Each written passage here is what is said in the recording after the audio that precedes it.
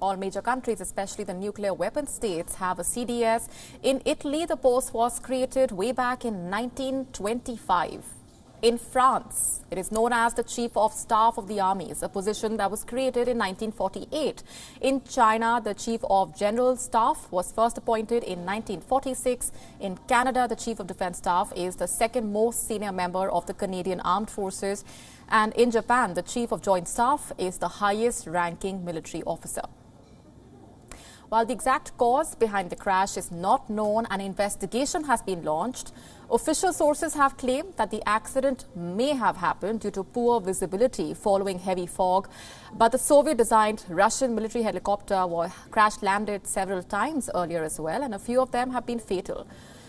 The first major air crash involving the Mi-17 was on the 6th of October 2017 in Arunachal Pradesh. The Indian Air Force chopper was flying sorties in a training exercise with 7 military personnel on board.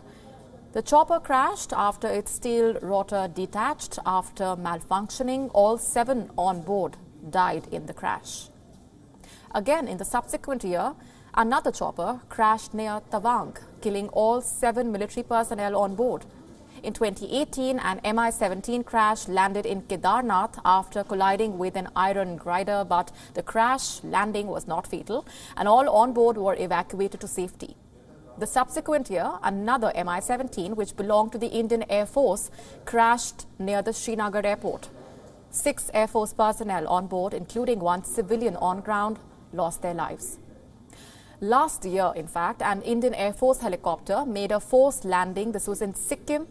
After developing some technical issues, 7 military personnel on board were safely evacuated and 1 of them sustained injuries. Last month, an Indian Air Force chopper was carrying out sorties in East Arunachal Pradesh.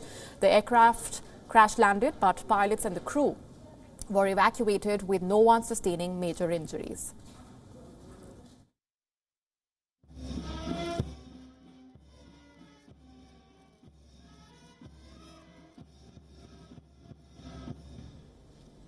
WION now available in your country. Download the app now. Get all the news on the move.